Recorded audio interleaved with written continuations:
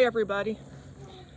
I need to explain these or else I think it's going to be weird and distracting if I don't go ahead and explain it first why I would be in the shade and still have shades on. My rose-colored glasses were of a magenta. After living decades with trichotillomania, which I've talked about before, that's where you are so nervous that you tear your hair out. Well, I not only tore from my scalp, but all my life long I even went after my eyebrows and my eyelashes. And long story short, I'm lucky I even have hair. As of college, my follicles for my eyelashes were scarred forever. I will never have eyelashes anymore, and I can't stand the fake ones. So I have a little eye injury, which is just constant for me. You'd be amazed how important your eyelashes are. They protect your eye. I mean, the stuff that's floating through the air, everything goes in my eyes all day. I get poked in the eye, I poke myself in the eye. It's terrible, so that's why I'm gonna look so ridiculous. All right. Oh, I look like I'm ready to take off on a motorcycle. Okay. This is going to be funny for a couple of my friends because they don't believe me when I say that I have schizoid personality disorder. And that's because they haven't known me long enough, and I'm doing so much better. And because of how I can speak and emote right now, they're not going to get it until I have shared several of these, and I think by the end you'll all believe me and kind of get it. The reason I'm doing this is that on the internet there is just so much awful crap, wrong, mean-spirited garbage about us. I mean, even psychologists, and they're just repeating what's in the DSM. By the way, the property behind me is not ours. We have hundreds of acres around us that they're cattle ranches, and our little home is up the hill that way. So first I'd like to say I feel like I'm benefiting from that's a guard donkey. The internet, I'm not good with it, and it's newer to me, but schizoid people and anybody who's shy, certain personality types, lots of these comorbidities, you avoidant people, but lots and lots of people who prefer not to go out and have to deal with others. This has just been amazing for us.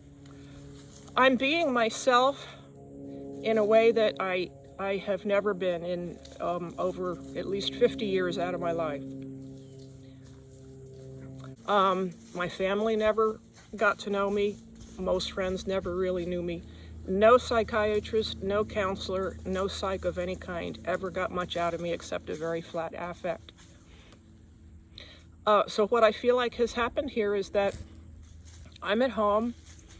I'm very safe. I obviously live out in the middle of nowhere. No one can approach me without my knowing about it for about from a half a mile to at least a mile. That way I see them first. And I know that this isn't live. So that's why whoever you are, you folks are getting to know me. Not that it's a great treat, but better than anyone else ever has. And I hope I have something to say that might help some people, whether you're schizoid or something similar.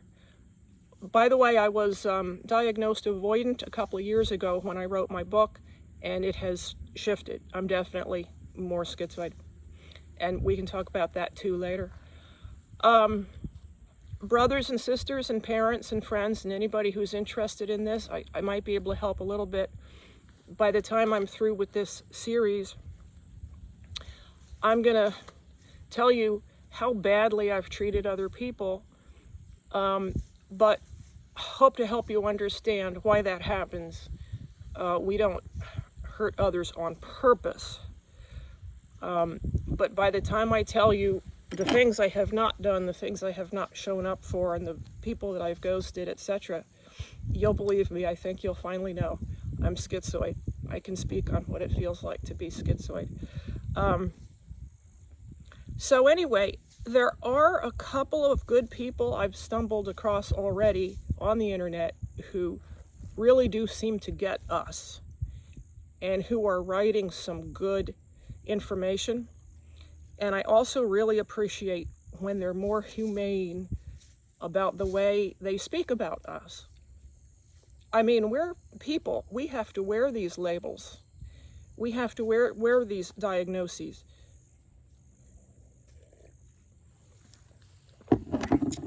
Speaking of that, I know we're in the middle of... See, I'm just catching up to the society around me.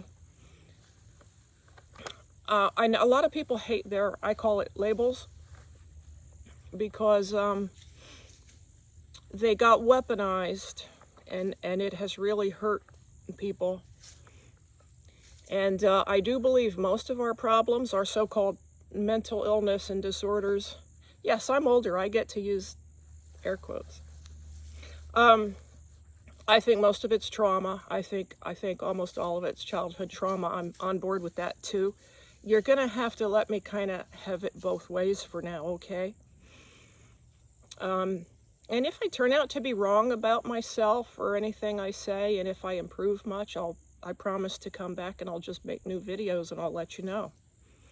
So, I know we don't like the labels, but I'm going to go with it. Because I just feel like it's handy. I feel like it's helpful. So the other day, I was reading on Quora, and I came across the writing of a man. He's going to have to forgive me, Mr. Funk. Mr. Anthony Funk. He's got his master's in science, clinical psychology, and applied research from Capella University. Hi, and thank you. I'm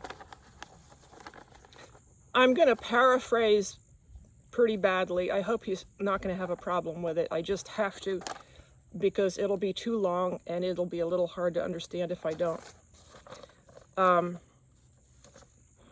So he says, the usual question that comes in, and the things said about us are that we're robot-like, and we're cold and uncaring, just like sociopaths, and that we have no empathy, which is untrue. If you've seen my videos, it's all very... I don't practice anything. My empathy is completely genuine, so that's not true. The issue is this. As with anything, you've got a type 1, you've got a type 2, and everybody's different. You've got the different personality types, and you've got extremes. You've got such a range. You've got such a range. So yes, maybe some schizoids are type 1, and they are completely content, or at least they believe they are. Couldn't care less about anybody. Maybe people are the same as furniture to them. I don't believe that for 1 minute. I think people who say those things are your trolls and your fakers. They say that criticism doesn't touch them. That must be wonderful. It's not that I don't believe some people must be that way, okay? And they live very independently, and they have no desire to change, and they're good. Okay, that would be your type 1. So, anyway, I've been trying to figure this all out, and I'm reading along, and Mr. Funk somehow just hits the nail right on the head. He says, schizoids do have compassion for others, blah, blah, blah, while not desiring emotional connection to others. Their empathy is global. When I heard the word global, and when I understood what he was saying, I was like so excited. There it is. That's it. Yes, and that's me. And I'll explain it to you.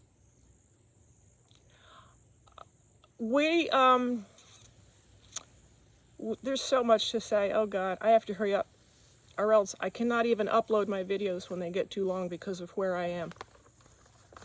We go through our lives looking at the world and society almost like from a distance. Like from the outside looking in through a pane of glass or something. And we can judge and we can see problems and trends, and it does bother us. And our disappointment and our grief for the world just never does find a bottom. But we're watching it all, and we're watching it all from a distance. And that's what it is, and that's why I care so much about society in a large way, and the earth, and I give to charities, and I certainly do have feelings. But now here's what happens. If you ask me to zoom in, if you treat me like a camera lens and ask me to zoom in, if you, no matter who you are, one of my best friends, which I've only had 3 good friends in my whole life, and that's standard for a schizoid. If you were sitting here across from me, only about 2 feet from me, my compassion and my emotions would instantly be just completely gone. Just gone, shut down, shut off. And that's just how it is. That's just how it is. There's something missing or that I just cannot do. We have so much to talk about, and I've got this little time constraint on me, but we just don't, I don't want the connection, and that's heartbreaking for me to say. I'm learning to go ahead and say it up front to people. That's the difference between avoidant and schizoid. All the times that I was trying to have friends, have a romantic relationship, whatever, I was trying very hard. I never knew what I was until just 2 years ago, and so I didn't even have the words. But I was trying to be like everybody else. And I could see what others had. I could see that others enjoyed one another's company. They would smile, they would laugh, they liked hugs. I could see that. And I tried that on, and it just never worked for me. And of course, looking back, I understand that that's called masking. And we share a lot of things with people who have autism, by the way. I follow a lot of them. I like them because so often things resonate. That's not what I am, but it resonates a lot. It just really does. And so the problem with us is we do not end up enjoying, and we simply don't really have much of a desire for the normal emotional hookup with other people.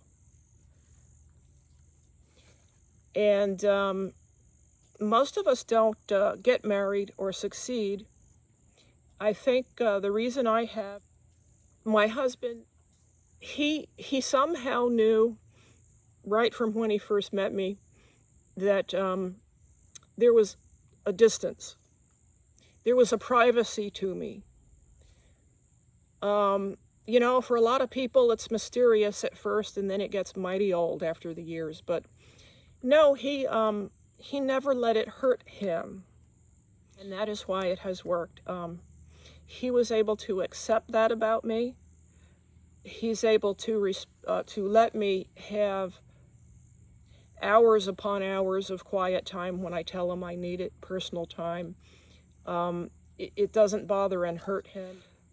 But it's good, it's perfect. I mean, we both have fitted into each other's issues perfectly, and I'm awfully lucky. I'm awfully lucky to have him, obviously. So, okay, unfortunately, that was nothing but the opening. I'll be making 4 or 5 of these about what it feels like to be schizoid, and that's the personality disorder. And, you know, I hope I can correct some of these truly awful, ridiculous things that get said about us on the internet. I think that's just, I think it's hate speech.